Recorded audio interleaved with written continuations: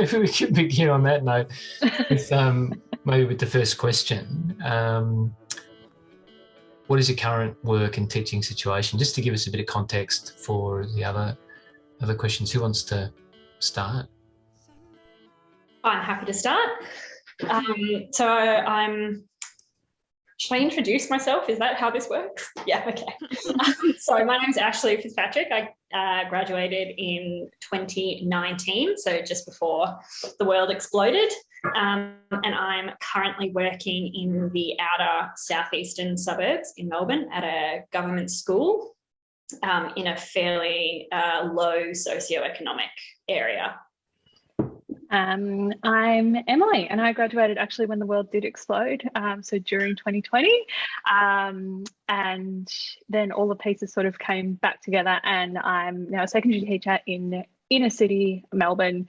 Sort of we'd say like sort of middle band SES. I'm Susan Hopkins, and I graduated a while ago. I can't remember what year it was. We think it's about 6 or 7 years ago. And I've worked pretty solidly at a Catholic school in the Gippsland area, so rural, remote in Victoria. And I teach English, but I've taught lots of other subjects. I think we're going to talk about that, but I teach English now. Maybe we can go there. I mean, maybe that's an issue that you want to talk about, Suze, but we're interested to get a sense of the kinds of challenges you guys have faced, particularly in the early part of your teaching work. So, Suze, you've sort of hinted at this question of, the range of subjects you've taught. Yeah. Has that been a challenge or an issue for you in your sort of early part of your career? I was talking about it with a graduate teacher who's just started here on a couple of months contract, and she was concerned that she was teaching English although she's humanities trained, and I said actually that's a reasonable mix, but since I've started teaching here, just to get to teach English, I've taught RE, textiles, food tech, chemistry, physics, history,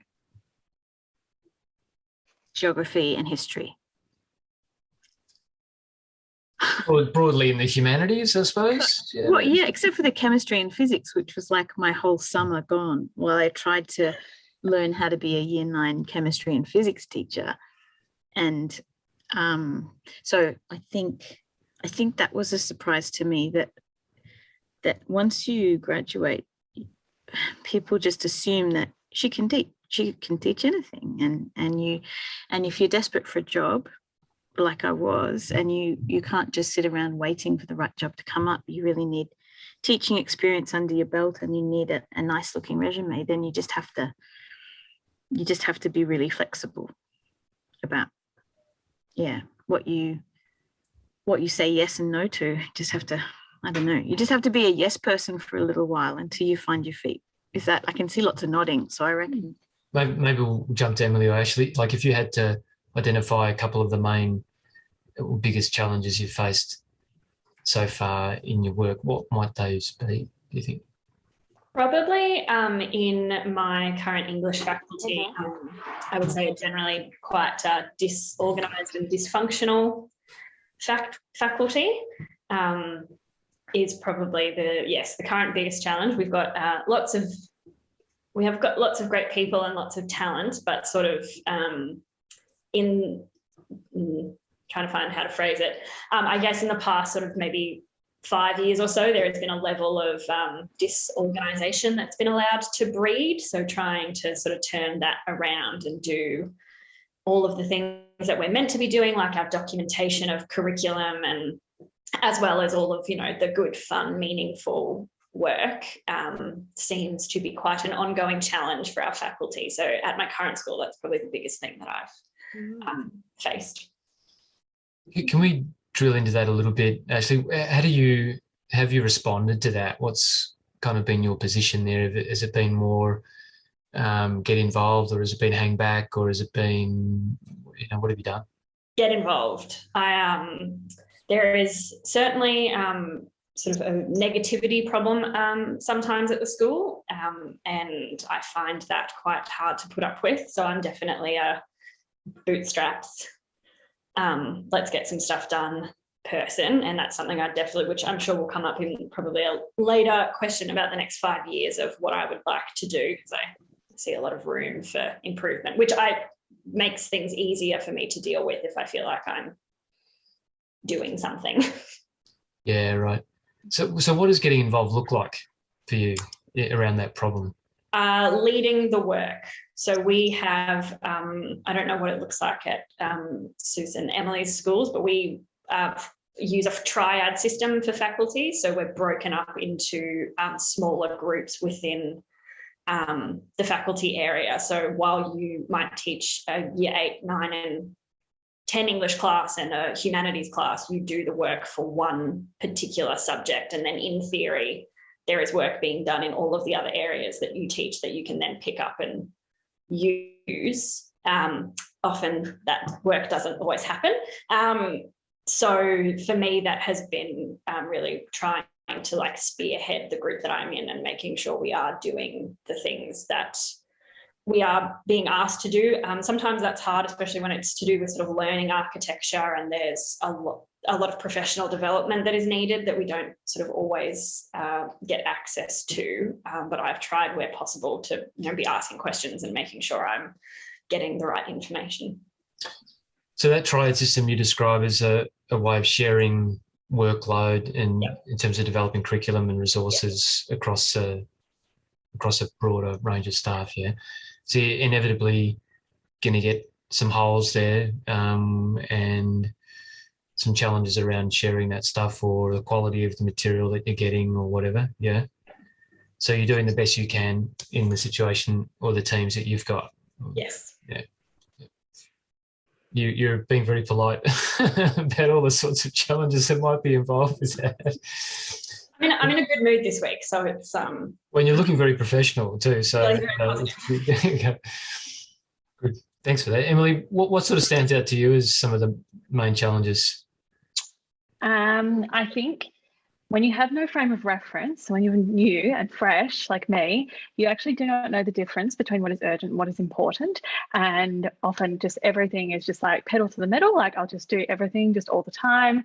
And yeah, I found that really tricky starting.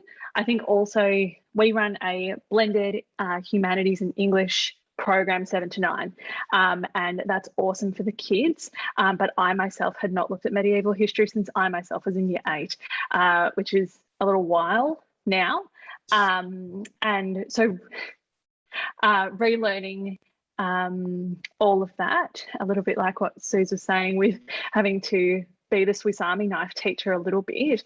I am desperate is a pretty cutting word, but I was really desperate to be useful, and I was really desperate to come across as legitimate and to be really competent in that area, even though frankly that is something that I had not looked at in a long time. And when you want a job and you want teaching practice, and all I want in the whole world is to be a good classroom teacher, that's all I want. And I felt like one of the barriers was probably me now having to be a history and geography and social studies teacher, when that is perhaps not, that is not the brightest part of my skill set. Yeah, right. It sounds like there might be questions of the way you see yourself as a teacher too, not just a set of skills, but totally, yeah, the kind of, I don't know, use that word professional identity a bit. To describe the kind of challenge that you seem to be describing. Yeah. How have you sort of worked through that? Like, what has been your approach to dealing with that challenge? Other than sort of cramming medieval. Other than sort of, cramming, muddling through. I suppose, especially in the beginning, I felt like I was the first grad ever to exist. Like, this is me doing this thing for the first time. Nobody has ever been new anywhere else. Like, I can't believe like I'm doing this new and wonderful thing. And nobody has felt the way that I feel. Like, I had major main character syndrome about that, and also feeling like No, genuine. My poor friends and family, but as you know, and I was really fortunate, you know, the place that I'm in, I'm around people who have said, look, we have all felt like that, or tell us how we can help. And I think probably the bravest thing that I have asked for this year is help. And it's definitely, you know, it's made me a better teacher, but yeah, I think, recognizing this experience is not unique to me. There is nothing that special about this terrible feeling of the floor falling away from me. That's brought a lot of comfort, I think. Yeah, very interesting. Flo, did you want to follow up on any issues here? Yeah, I guess I wanted to follow up around that idea of getting help and collegiality, and how people found that process, whether there was anyone significant on site or elsewhere who was a mentor or was helpful in your development in the early days, or now even. Yeah, I mean, I'm fresh, so I do have a mentor at school, and they're doing my VIT with me and everything, which is great. And then I've got a very supportive domain leader, so he's head of English, who's really good as well. I mean, he did walk in on me Googling who Charlemagne was in the first 2 weeks, so that was a shining moment of my career. But I think Google is very helpful though. Yeah. Oh, so helpful. It's like when I tell the kids, like, oh, you know, like I'm doing the role or something. I'm like, quick, like, what does that word mean? What does that word mean? So Google has been really great. And yeah, I think, it was the asking for me that was the hard bit. And once I started piping up, then it became a lot easier. But I'd be really interested to hear how other people deal with that. I think now too, because I've been teaching here for a while, and I've seen 2 or 3 graduate teachers come through. What I should have realized at the time and didn't, because I was like Emily, I didn't want to ask for help, but did make it obvious that I needed help. It's really hard when you've got a graduate teacher who comes in and doesn't ask for help, or is not still on some sort of learning journey. It's almost like they arrive and they think, you know how we arrive and we all want to think that we're competent and we're on top of things, and inside we're crumbling. I have to admit it. If we keep up that pretense, we're not actually ever going to grow. So I find it really hard to work with graduate teachers who are not willing to say, actually, I don't know what I'm talking about at the moment, or I just screwed up in my class and I don't know how to, sometimes we get a graduate teacher who'll come through and they'll be with us for 12 months and they won't really have moved on in any way because they haven't been honest with themselves somehow. Don't know. But so I think that with all my wealth of experience, 6 years, I think that it's good to be honest and just say, could you just help me?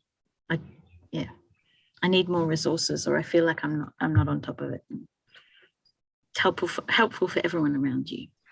Yes, I mean, I echo a lot of the thoughts, and it's really interesting listening to Suze talk about how it looks from the other side when you're not asking for help. I think it's such an interesting perspective. I mean, even though I have already complained about my faculty to some degree, I am very lucky in the people that we have. I feel like I have such a excellent tribe of people around me that I can go to help from other graduates who I'm sort of battling alongside with, and sort of middle career teachers, and then our most experienced teachers. And I think the biggest thing that I have learnt as far as finding your people and finding your mentors is that, yes, you might be given sort of an official mentor, especially I'm in the same position as Em.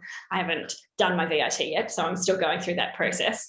But I have my official mentor, but then I have so many other people that I go to for different things, for whether that's behavior management or more creative ideas or talking to parents and all of those things. You sort of build up a tribe of people around you that you can go to, and that's the most fun. Like, those are the best conversations that you can have, of just sitting around and I mean, we have a beautiful teacher at our school who's been here since the school opened, and she's one of our senior English teachers, and it's just sort of a wealth of knowledge. And I'm constantly, where she has the unfortunate of being in the same office as me, so I'm like constantly like swaddling over to her desk with like bribes of tea and biscuits to be like, I just have like a few questions about the longest memory. Could I just talk to you for 5 minutes, which turns into like 30.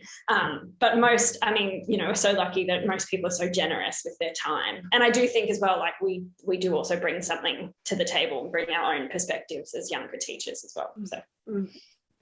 And I would hope that by being part of the asking questions part, that creates space and this message that it is okay and that you should be asking and that nobody expects you to know everything. So at the very least, if it's uncomfortable for me, that's fine, I can deal with that. But if it makes and paves the way for things to be like that for other people and to pipe up and to be able to say, look, the wheels are really falling off and I don't know what I'm doing, then that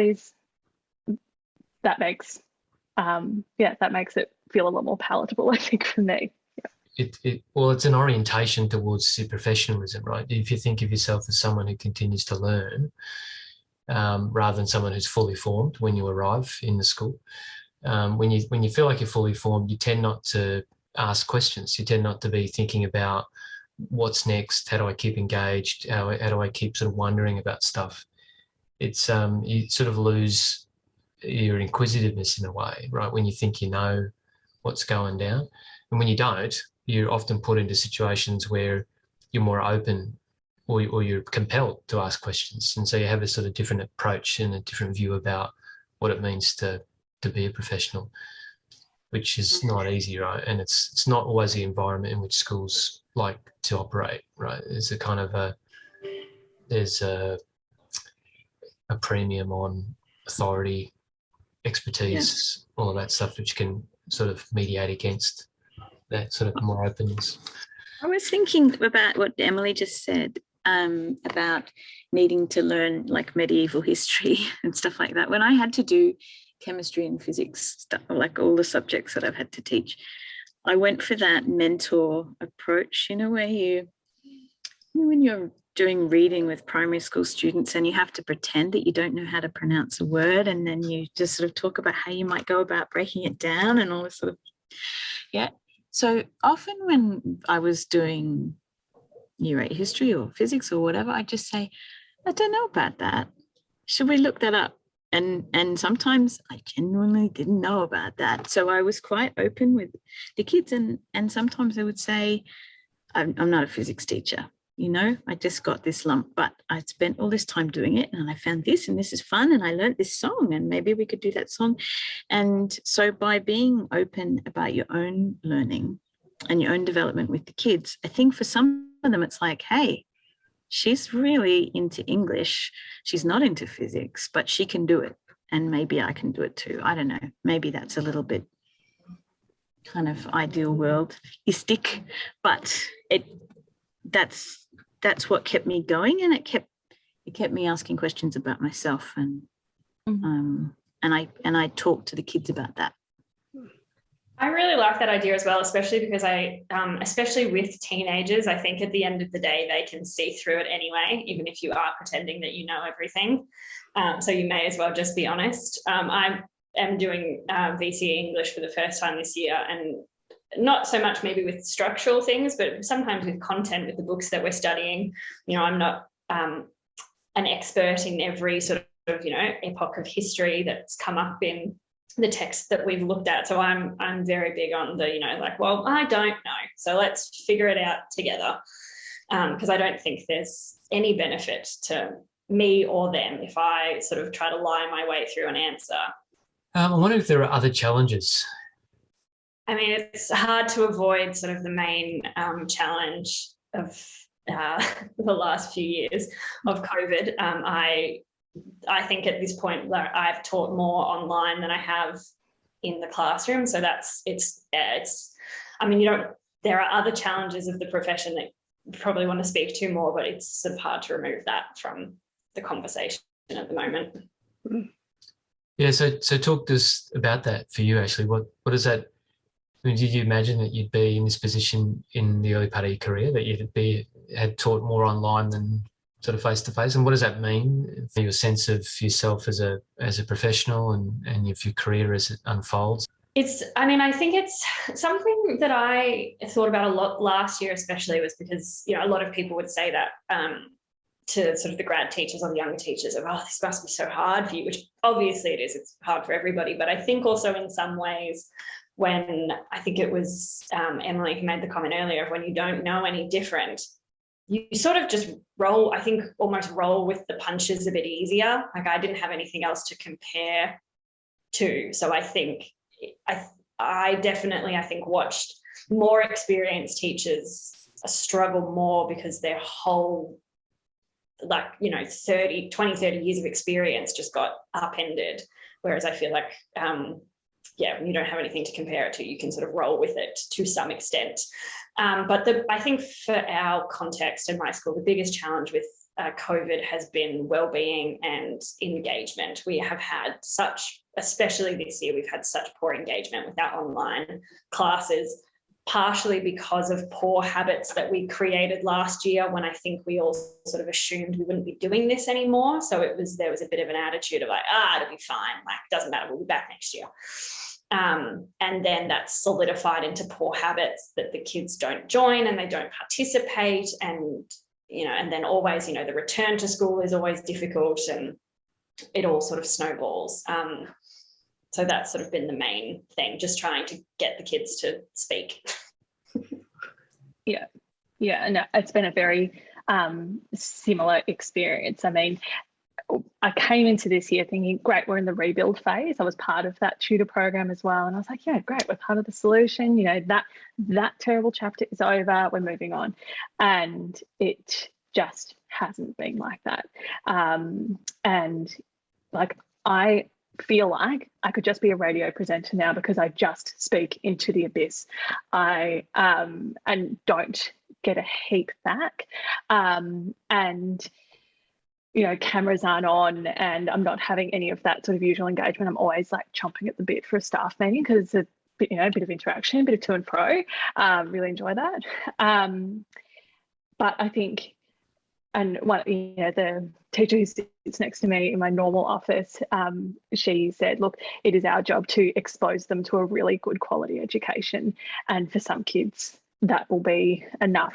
Having you talk to them in their bedroom about things that you are passionate about, and talking about the world that is still happening around us, even though it feels like it's standing still, that is still a really valuable day for them to be there. And I think that was just such a kind and such a generous thing for her to say to me when I was feeling like, well, their PAT scores are terrible. Like, what am I supposed to do about that? Like, they can't read. Like, or whatever it was, when I was really feeling like the wheels are falling off and feeling like I can't do remote learning. But I think I also had the experience as a remote learner last year. I did my last year of uni in this sort of environment. And so I think I know that the call can't go for more than 20 minutes. I'll be losing them. That some kids, maybe if they're like me, they like that feeling of ticking something off. So do one small thing, feel like you've achieved something, feel like you've got out of bed for something. So yeah, I think remote learning has maybe been less of a challenge for me than, as Ashley said, people who have only got a frame of reference of, face-to-face, and this is what has always worked. Why is it not working now? I cannot imagine how frustrating that would be. Whereas I'm starting from the bottom. Like, I have, maybe 4 months of face-to-face classroom experience. The rest is this sort of, slightly, just different paced learning, I think. I had a few years of just being a teacher, which was great. And it was a big shock.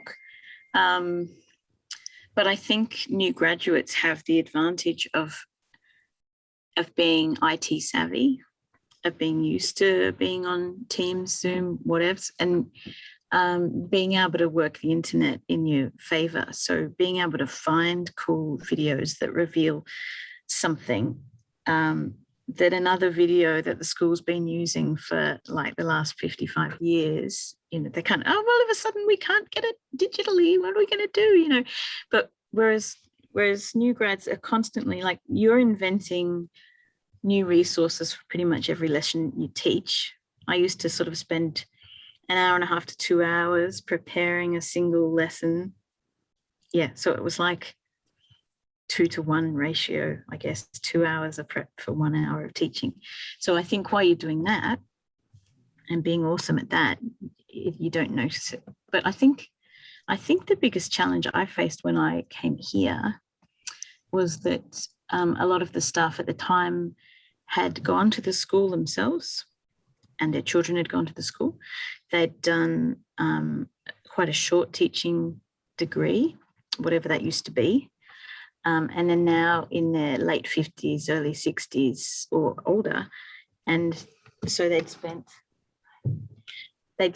all their lives in a single school, and we're all a lot older. And so it was tricky, even though I'm an old person, but I was a new graduate, and I think I was one of the first new graduates that they'd had in a long time. So it was learning about how to be a staff member. I think that was the trickiest thing. The teaching, I felt like I knew I was just wonderful getting my own classes and knowing the kids and having a great time. But it was being a staff member that was the hardest part. Scott's giving quizzical look. But if you're dealing with lots of people, that thing about group work that I guess I did want to ask, what do you mean when you say learning to be a staff member? What are you kind of thinking about there? I think you're learning how to be play with other people. Yeah, learning how to play nice. Well, no one likes doing group work at uni, do they?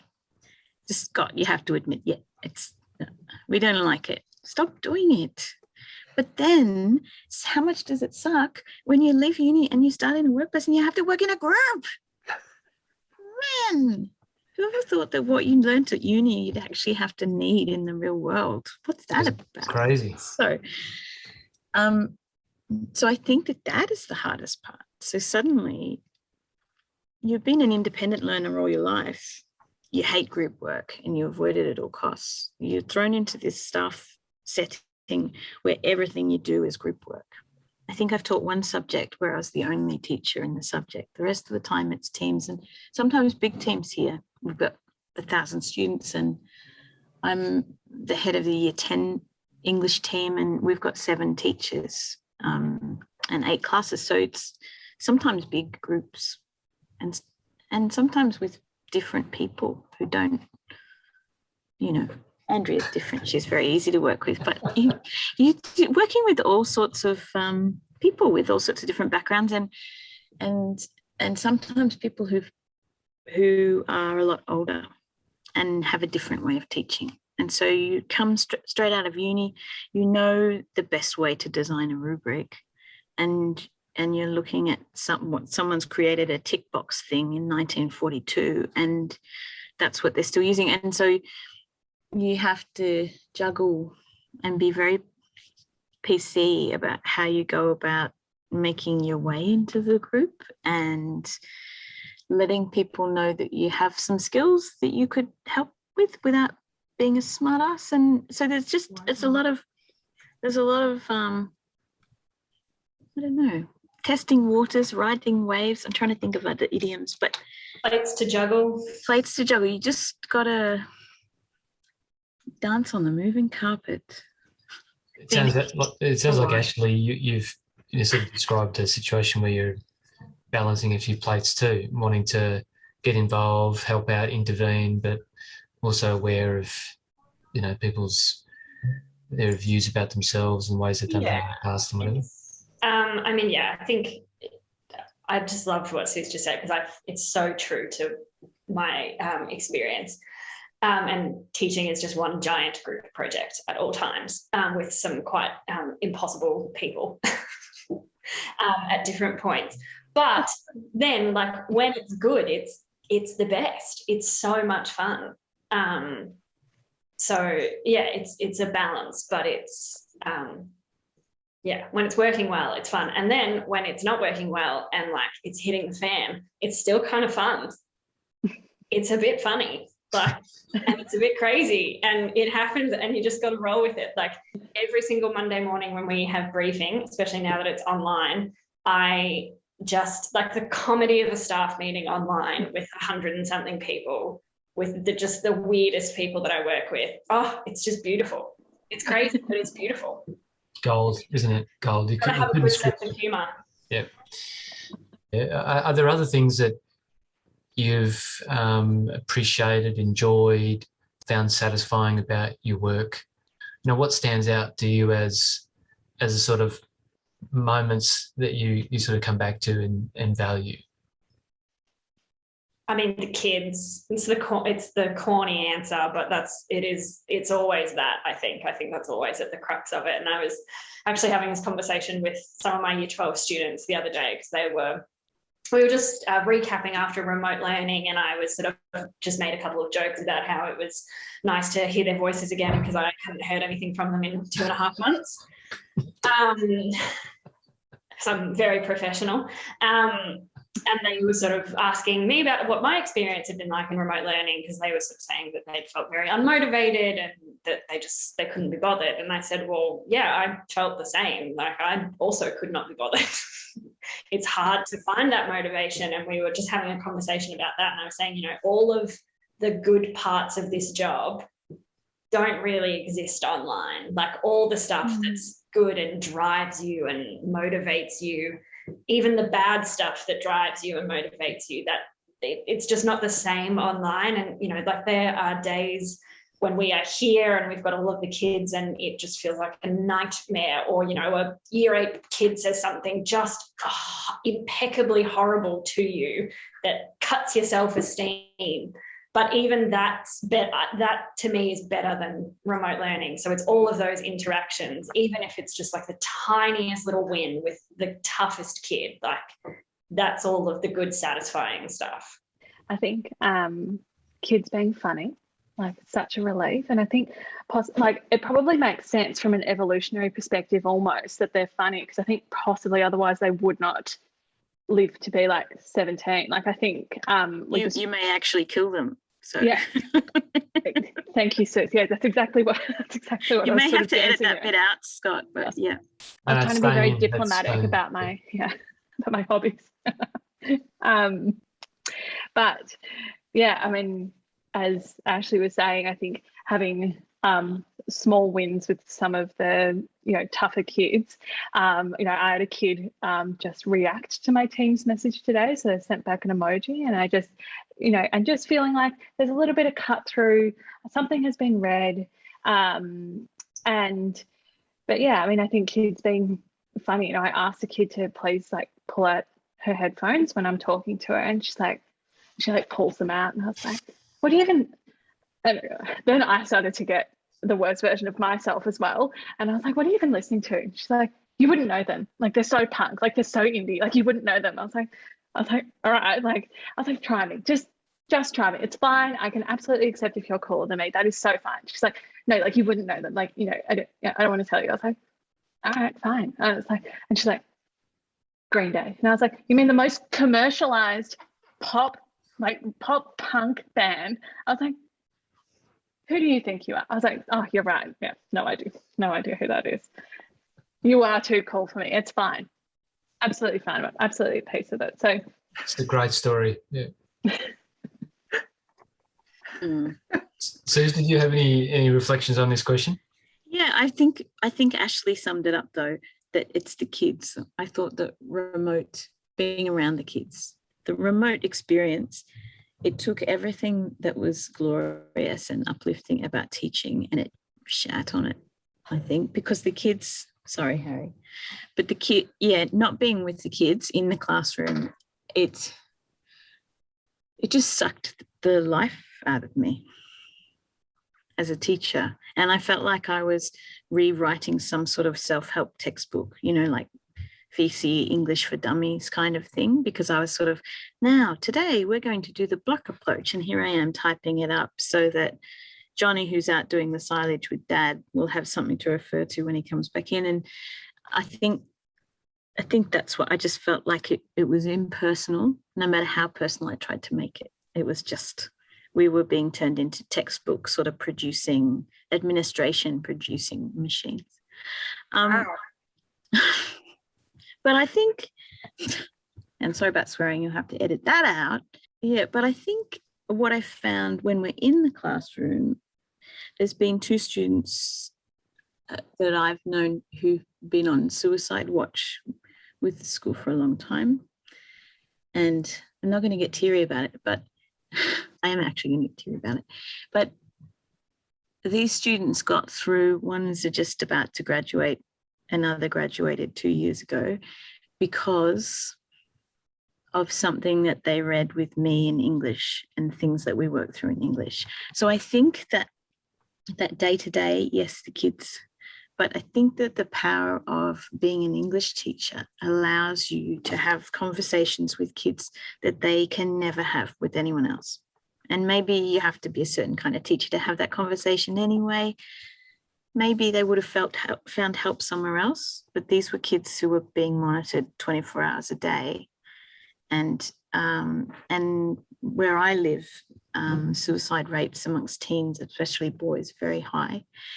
And it's a very real thing, and we have lost students.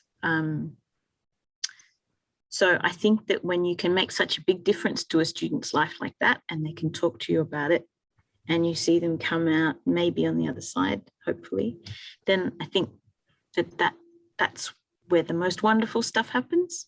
So I guess it keeps me going, but it's kind of about them for me. Yeah. Thanks. Thanks to all of you. It's some really inspiring stuff. Perhaps we can finish with the final 2 questions. One about what advice you might have for teachers who are finishing up now, pre-service teachers finishing up now and beginning soon. I think we still have our English B group chat alive and well. No way.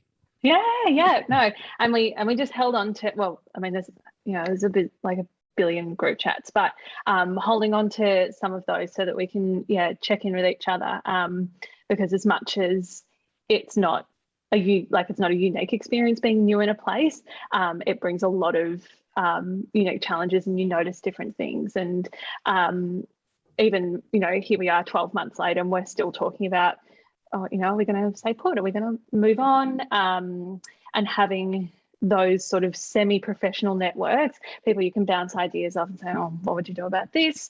Whether it's, things that are affecting you personally, or, again, more in that sort of professional space has been, has been a real godsend this year, I'd say. Great tip.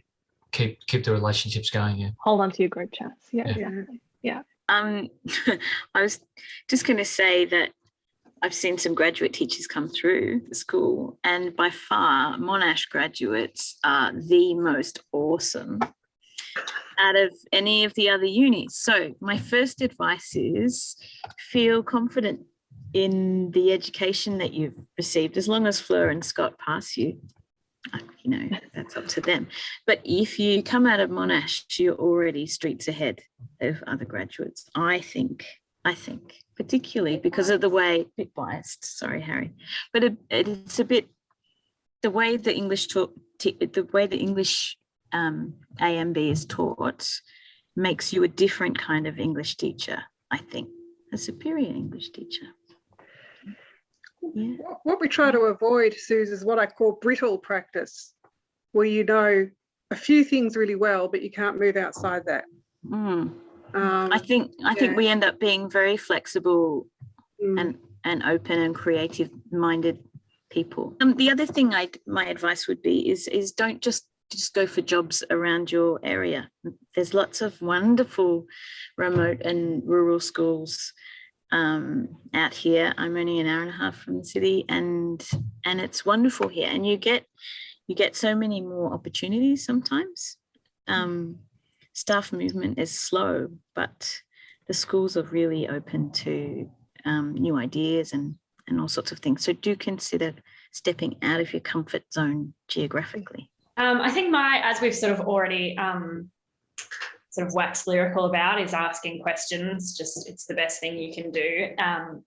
And this is sort of, it's a double-edged sword because you don't want to overload yourself, but saying yes to things and getting involved and doing things, especially if I think you're on a fixed term contract to start with, as so many grads are, be that person that gets involved and puts their hand up to participate in things. I participated in a student-run dance class on open night, did a lot of like body rolls in front of my principal because they needed bodies, and you know, it's silly and you look idiotic, but you become that person who, you know, is willing to not only put their hand up but to be a little bit silly.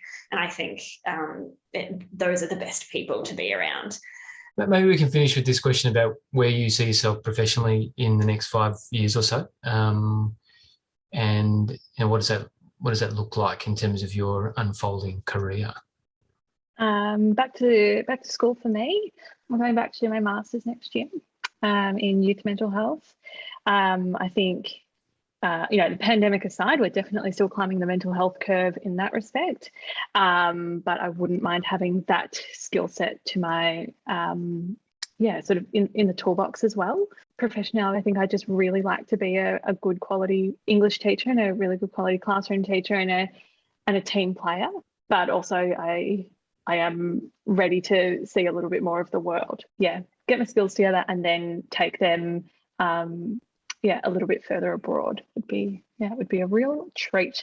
Have skills, will travel. Eh?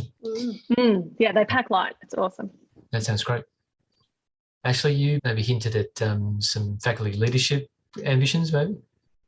Yes, definitely. It's an auspicious day to talk about it because the reason I'm in a blazer is because I had a job interview this morning. So that's definitely the direction that I'm going in. So obviously don't know the outcomes of any of that, but that's definitely something that I'm interested in dipping my toe into, because it wasn't something that I expected that I would want to do, and I sort of had a lot of misgiven, sort of a lot of umming and ahhing about it, but it is something that I'm very interested in, and I think goes back to that sort of whatever that is in me, that's the proactive, like I can't spend another year complaining. I've got to be actually doing something, otherwise I'll go mad. And I love this school. Like it is the thing I complain about the most in my life, but it is like you would have to like drag me like from it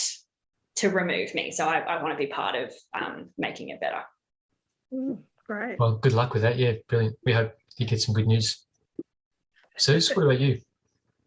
I'm Scott. You already know the answer to this, so it's a bit weird talking about it. But I think my journey was probably a bit different because I did a bachelor degree in 1995, and a long time ago, and then I did my master's so 20 years later.